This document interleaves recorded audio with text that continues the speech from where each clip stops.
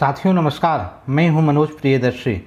Republic TV के editor in chief Arnab Goswami को 8 दिन बाद सुप्रीम कोर्ट से बड़ी राहत मिली है। सुप्रीम कोर्ट ने उन्हें तत्काल अंतरिम जमानत पर रिहा करने का आदेश दिया है।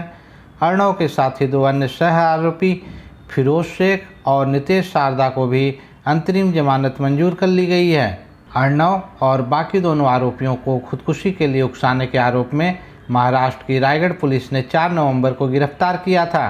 इस मामले में बुधवार को सुप्रीम कोर्ट के जस्टिस DY चंद्रचूड़ और जस्टिस इंदिरा बनर्जी की बेंच ने सुनवाई की। जस्टिस चंद्रचूड़ की अध्यक्षता वाली बेंच ने कहा कि अर्णव गोस्वामी और 2 अन्य आरोपियों को 50,000 रुपये के बॉन्ड पर अंतरिम जमानत पर रिहा किया जाता है। बेंच ने पुलिस कमिश्नर को तत्काल आदेश का अनुपालन सुनिश्चित करने का निर्देश दिया है।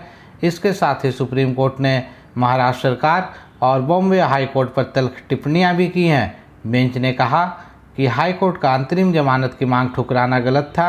अगर राज्य सरकारें व्यक्तियों को टारगेट करती हैं तो उन्हें पता होना चाहिए कि नागरिकों की स्वतंत्रता की रक्षा के लिए शीर्ष अदालत है। कोर्ट ने महाराष्ट्र सरकार से अर्णव के तानों को नज़रअंदाज करने की नसीहत दी। अर्णव गोस्वामी की तरफ से वरिष्ठ अधिवक्ता हरीश साल्वे ने मामले की जाँच CBI से कराने की मांग की है। उन्होंने कहा कि अगर कोई व्यक्ति महाराष्ट्र में आत्महत्या करता है और सरकार को दोषी ठहराता है तो क्या मुख्यमंत्री को गिरफ्तार किया जाएगा? अंतरिम जमानत मंजूर करने से पहले जस्टिस चंद्रचूड़ ने कहा कि अगर कोर्ट इस केस में दखल नहीं देता है तो वो बर्बादी के रास्ते पर आगे बढ़ेगा। आप विचारधारा में भिन्न हो सकते हैं, लेकिन संवैधानिक अदालतों को इस तरह की स्वतंत्रता की रक्षा करनी होगी। अगर हम एक संवैधानिक अदालत के रूप में कानून नहीं बनाते और स्वतंत्रता की रक्षा नहीं करते हैं तो कौन करेगा? जस्टिस चंद्रचूड़ ने कहा कि हो सकता है कि आप अर्णव की विचारधारा को पसंद नहीं करते, मैं उनका चैनल नहीं देखता, लेकिन हाई कोर्ट जमानत नहीं देती है तो नागरिक को जेल भेज दिया जाता है। हमें एक मजबूत संदेश भेजना होगा। पीड़ित निष्पक्ष जांच का हकदार है, जांच को चलने दें। लेकिन अगर राज्य सरकारें इस आधार पर व्यक्तियों को टारगेट करती हैं तो एक मजबूत संदेश को बाहर जाने दें।